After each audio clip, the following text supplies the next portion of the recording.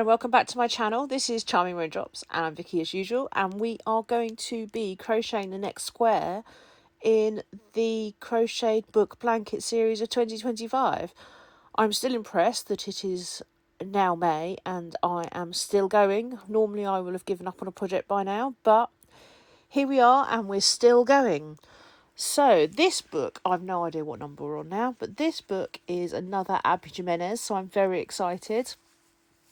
I also got sent this one pre-publication from NetGalley, so thank you. I really enjoyed it, and I'm so involved with. I so love Abby Jimenez now that I'm going to have to go and read all of the others. There's not too many. I think she's a relatively new author. There's about 8 or 9, but I'm so excited. I want to start reading them all now. So let's see how much I've got 2 on my Kindle, so I might be reading those next. But anyway, without further ado, if you like what you see, then please like, subscribe, do all the YouTubey things. And if you are new here, welcome. If you've been here before, then welcome back. It's so nice to have you. So without further ado, let's have a look at...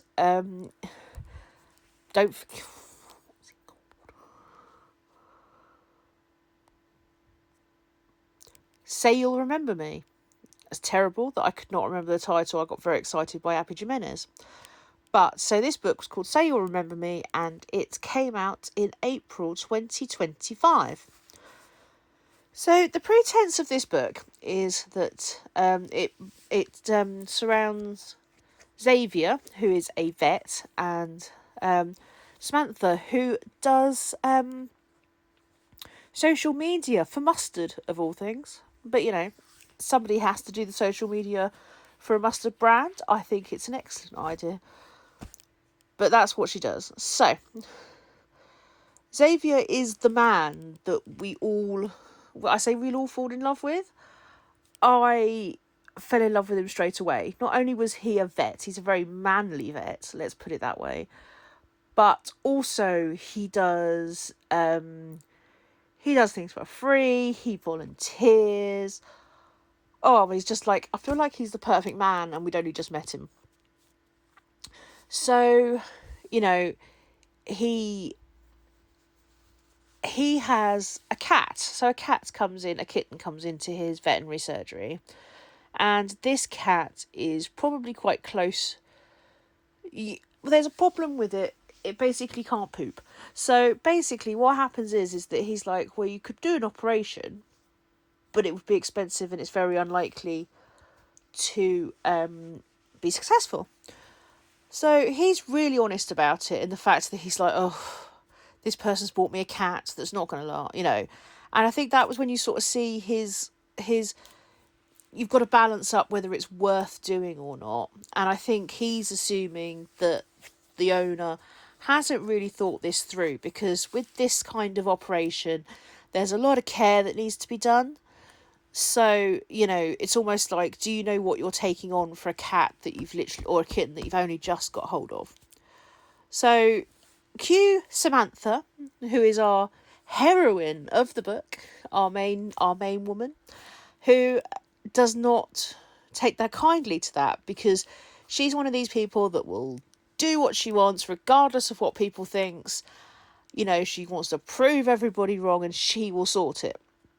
And there's nothing she likes more than proving people wrong. And I think that's when she starts to judge Xavier in the wrong way. He assumes that she's not going to be able to get the money. She assumes that he just doesn't think she's gonna manage to get it all sorted. So it's all a bit myth from the word go.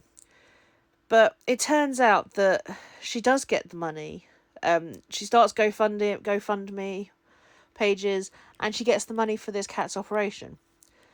And without further ado, the cat does continue to live its long, happy life.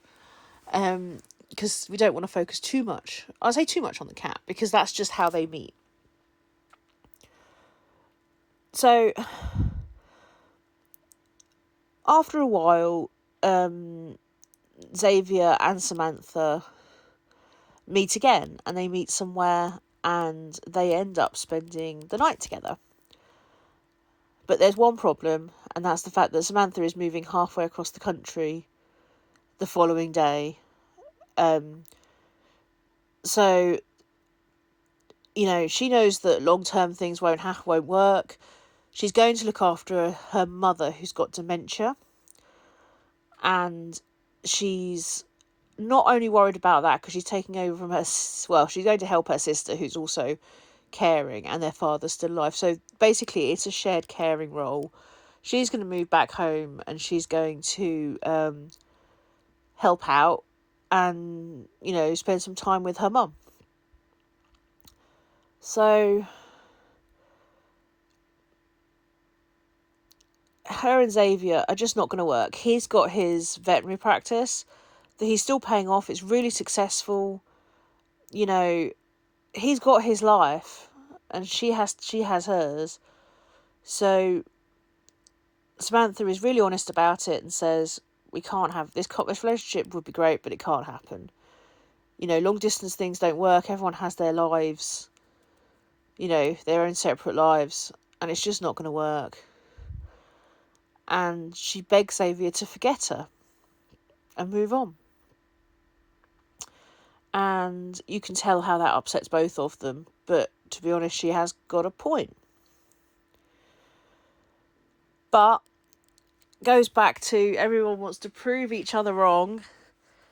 Xavier decided that even though he has no money and he has no time, that he is going to make the effort to go and see Samantha because he loves her, and that's just, it's beautiful. And literally, you throughout the book, you sort of see how they go backwards and forwards. And as I say, we don't do spoilers on this channel, but you just see a love blossom, and it's just beautiful. And she does what she needs to do. I mean, obviously, there's going to be trouble along the way. You know, nothing is ever plain sailing, but you still get that feeling of, even though the stuff may not be going to plan, that that love can still blossom. And, you know, and I guess we'll all wait and see, because I'm sure some of you will probably be reading it, to see whether love does blossom.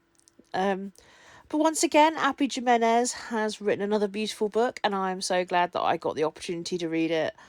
That's the second Abby Jimenez that I've read and that I've loved, and I feel like I've learnt from. I feel like from all these books, I'm sort of starting to feel like I'm learning more from each book, because I'm looking more into what they're about and the underlying themes. So, you know, there's underlying themes of how you deal with someone with a, like I say, a terminal illness, but somebody who's not going to get better. You know, how you deal with that change of life. You know, Xavier's working out how to deal with that and help out, but also how to organise his own life, because he has his own past, you know, his own past problems, and that's what made him into a vet. And they come back to visit at some point, and just, you know, they make a point as to how he's become the person that he's become. And sometimes I think we all need that, is that you need to see the reasoning why you became the person that you became, and why that can be a good thing, and why that mix makes you you. Because I think sometimes we all need a little reminder of, you know, who we are and how we got here. And all of our experiences, whether they're good or bad, they make us us.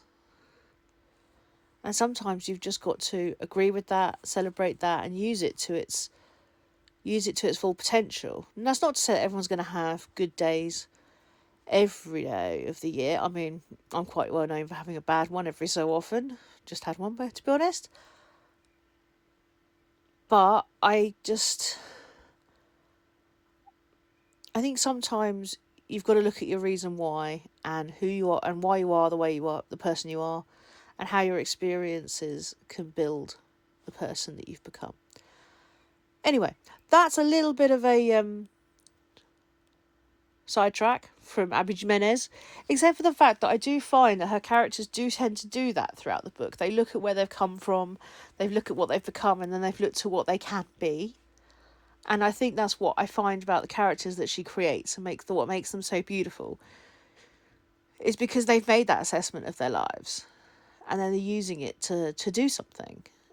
And, you know, what can be better than that? So you'll have a picture of the book cover on your screen, and I'll be crocheting with trying to crochet with the colours that are on the book cover. So we've got a square that looks very much like the book cover by the end.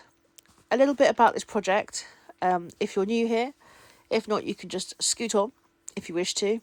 But the idea is that I'm using it as a decluttering exercise for my yarn while also trying to document my reading.